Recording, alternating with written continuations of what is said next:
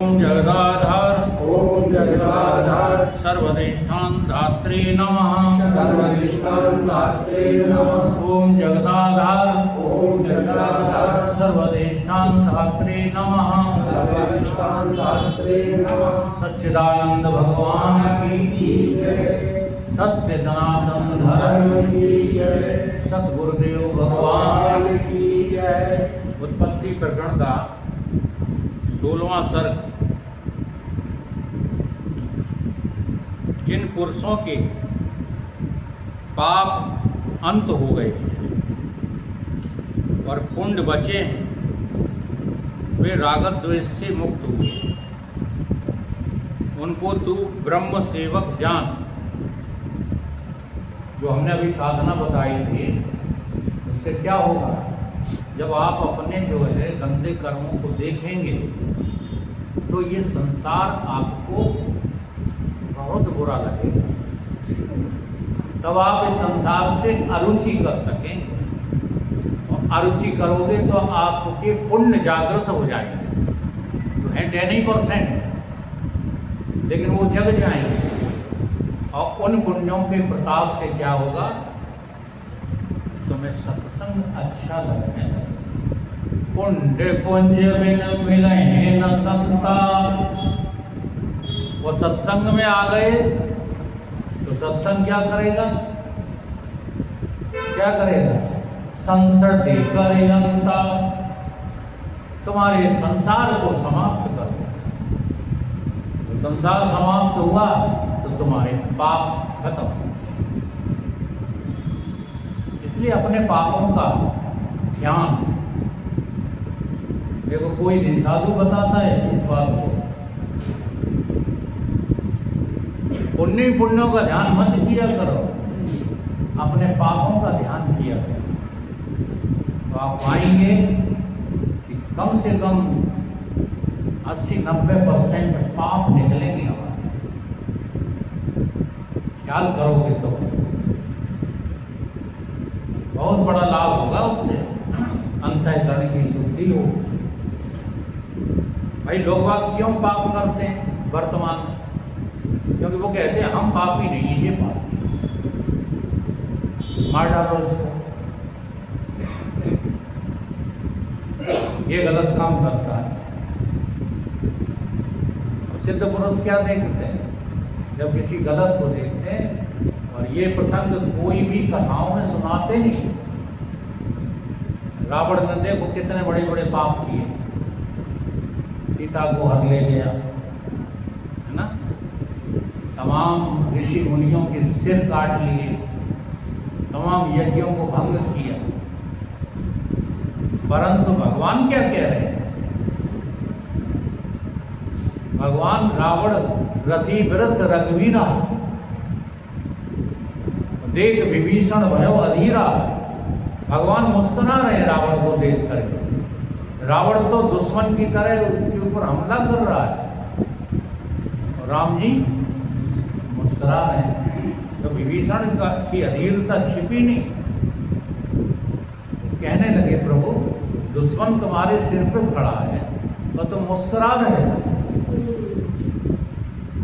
जानते भगवान क्या करें, विभीषण तुम्हारे पास वो आंख नहीं है जिस आंख से मैं रावण को देख रहा हूं। रावण के भीतर हम चारों भाई मौजूद हैं, राम लक्ष्मण भरत शत्रुघ्न। आज भाई से भाई का मिलन हो रहा है। अब ये कथा कोई सुनाता है? क्योंकि ये कथा सुनाई सो आमदनी गई। कथावाचक तो रावण को रावण कहेंगे, राम को राम कहेंगे, हैं? उन कथाओं में बड़ा मजा आता है। गोपियां नाचती हैं, कृष्ण नचाते हैं, बड़ा मजा आता है। अब ये कोई नहीं कहता जो कृष्ण है वही गोपी है। गोपी और कृष्ण दो हैं ही नहीं, हैं दो। अब जब हमको भी नजर आने लगे कि हम और तुम दो नहीं, तो बताओ दोस्त हैं कि दुश्मन? हमारी तुम्हारी चैतन्यता की एकता दुश्मन बनाएगी कि दोस्त बनाएगी? न दोस्त बनाएगी न दुश्मन बनाएगी। अभेदता सिद्ध हो जाएगी, फिर कुछ करने की जरूरत ही नहीं पड़ेगी। तो ये जो अंतःकरण के तमाम दोष हैं वो सब के सब नष्ट हो जाते हैं। साधना तो करनी पड़ेगी। उनको तू ब्रह्म सेवक जान। अब अपनी सेवा कर रहे हो ऊपर आए। जैसे यहाँ पर जो लोग पहले आ जाते हैं, ठीक है, झाड़ू लगा देते हैं, धन्यवाद है समिति की ओर से उनको बिछा लेते हैं झाड़ू। तो वो सोचें किसकी सेवा कर रहे हैं, अपनी या पराये की? हैं? लगना चाहिए ऐसा। अगर ऐसा लगेगा तो कभी मन में नहीं आएगा कि हम ही अकेले सेवा करें और ये सब काहे के लिए। ये कब लगता है? जब हम किसी दूसरे की सेवा करें। और दूसरे की सेवा करना निष्काम सेवा नहीं।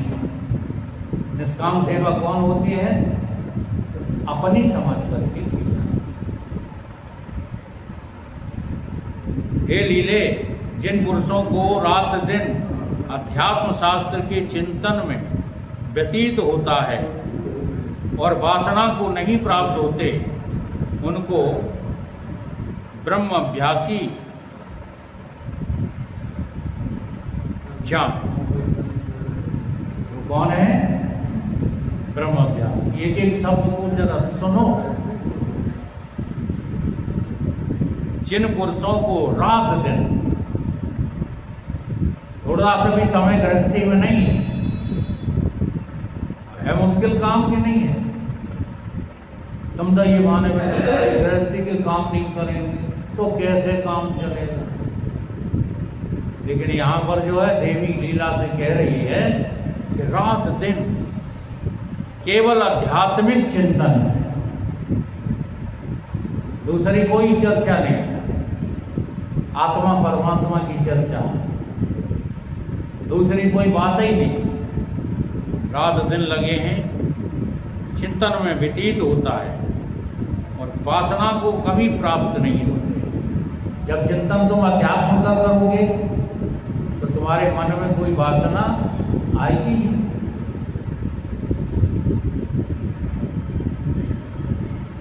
उन्हीं को ब्रह्म अभ्यासी कहा गया है।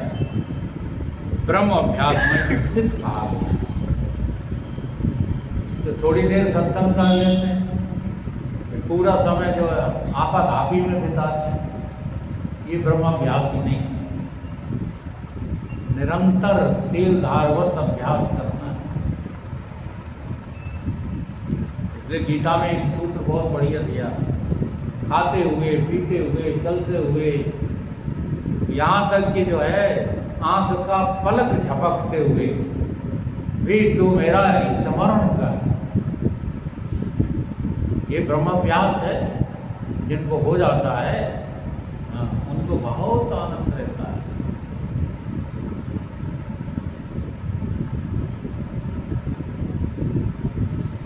विष्णु जी के स्वभाव में ये देखा गया, जैसे हम पहुंच जाएं, कोई पहुंच जाए जो उनकी बात सुनने को बस तैयार हो, तो उस पर बड़ा प्रसन्न रहते थे। आओ बैठो, पास में आ जाओ, मुस्कुराने लगते। ये ब्रह्म अभ्यास का ही प्रताप है वैसा, जो संसार की बात कतई ना करे। अपने स्वामी जी के बाद जो है, अपने ही परिवेश में बता रहा हूँ मैं, युग पुरुष जी की तुलना नहीं कर रहा हूँ। अपने स्वामी जी के बाद मैंने पहला व्यक्ति देखा है ब्रह्म ज्ञान की ऐसी चर्चा करता हुआ कि संसार की कोई बात नहीं। बैठो, बस ब्रह्म चर्चा शुरू हो। ऐसा अभ्यास हो, क्या हो रहा, बंद हो रहा है।